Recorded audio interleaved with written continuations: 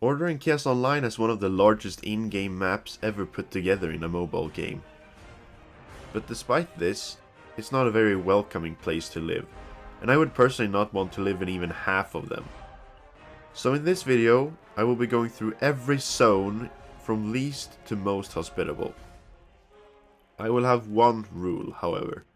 I do not count their levels into the equation, otherwise the lowest level areas would just win based on that. Without further ado, let's get into it. Coming in dead last, we have the Sacrificial Altar, and it's not even close. Every living being in this zone wants you dead, and I'm quite certain that it's the only zone in the game without a single house. So, yeah. Coming in at the second to last spot, we have the Sacrificial Altar's bigger brother, the Obsidian Shore. The Obsidian Shore suffers from the exact same issues as Sacrificial Altar, being filled with hostile mobs everywhere. The only saving grace for Obsidian Shore is that it actually has some houses, and 2 whole areas that are not filled with giant evil lizards. Coming in at the next spot, and this might surprise some of you, we have the Sin-Skull Rift. Sin-Skull Rift actually suffers from much the same issues as the previous 2 areas, being full of mobs everywhere, but this time with the entire zone being covered in lava as well. But what keeps this zone from being dead last is the abundance of small human camps that you can actually stay in. Up next, we have the Great Desert. This zone gets minus points for just being a desert, as I hate heat and cannot stand the lack of water. But aside from that, this zone has very few friendly places and mobs everywhere. But it still beats out the other zones. In the next spot, we have Crimson Beach. Crimson Beach doesn't have so much wrong with it. It's a beautiful place and actually has a settlement or 2. But this zone also has a lot of mobs, just spread out a bit more. So this is probably the safest one so far, but still not ideal. Next up we have the Swamp of Worms. But many areas could have this spot, as we're now in a patch of zones that aren't very friendly, but could still be lived in. The Swamp of Worms just suffers from tons upon tons of mobs that all want to maul you to death. That paired with the mobs in this zone being some of the freakiest is enough to give Swamp of Worms such a low spot. Next up we have the Underrealm. The Underrealm is massive and alters greatly in appearance as well as safe the zone is to live in. But most of the zone is still very dangerous. The saving grace is the Mendel area of the zone to the far west. Being a more dangerous version of the Mendel village, there isn't much wrong with it. But the rest of the zone is enough to put the Underrealm in the middle of the pack. In the following spot, we have the Petrified Forest, the last remaining zone of the Polinia Islands. This zone suffers from the exact same problems as the other Polinia zones, but actually features quite a safe haven in the Grey Market, which makes this the safest Polinia zone, as long as you don't leave the Grey Market and go out on your own.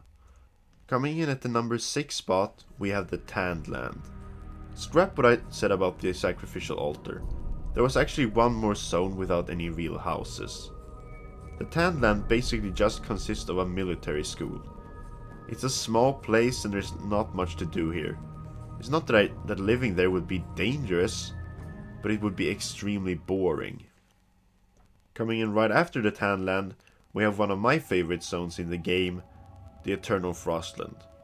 This zone is massive, which would be great for any adventure, giving you tons of room to explore. But the zone also has a lot of safe towns, campsites and villages, in case you don't want to go out and challenge mobs. The cold might be a problem, but people in Haradon don't seem to freeze, so it's a non-issue. Now it's getting tight with only a total of 4 zones left, but one of these remaining zones sadly sticks out as being a lot less welcoming than the rest. The Whispering Islands, while tropical and beautiful, suffers from an overabundance of hostile mobs scattered throughout the zone landscapes. There are very few safe places in the zone, but if you find a safe place, the rest of your life will be an island vacation. Cracking the top 3, we have the Mendel village. It's small and friendly. follow the nicest race in all of Haradon. As well as this, the zone has houses for you to live in. So, what's the problem? Well, the problem here would probably be boredom. It would be like being trapped in a place smaller than your hometown for the rest of your life. You'd grow bored quickly. With that, we have only 2 zones left, and this is where it really gets difficult. While one zone is definitely the safer of the 2, I much prefer one of them in terms of landscapes. So, with great regret, coming in at the number 2 spot, we have the Arcadian Forest. This is probably the biggest shocker in the video so far.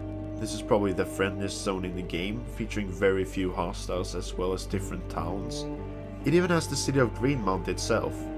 There's not much to hate about this zone, but for me, there's one thing that's missing. And, coming in at the number 1 spot today, we have, drumroll please,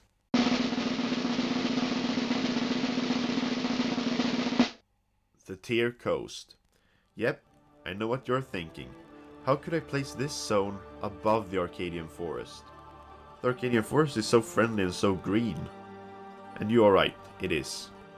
But that's not what I actively seek out in a zone. While how safe a zone is definitely weighs heavily in the equation, how it looks also affects it for me. And I just like the coastal part of Belshow and just how the zone feels in general. The skybox is also beautiful as well. And while the Arcadian Forest has Greenmount, the Tier Coast has Sanctuary. Greenmount is probably safer, but Sanctuary has more general housing. So for me, Tier Coast just combines beauty with adventures and makes the perfect blend. The perfect zone for living in.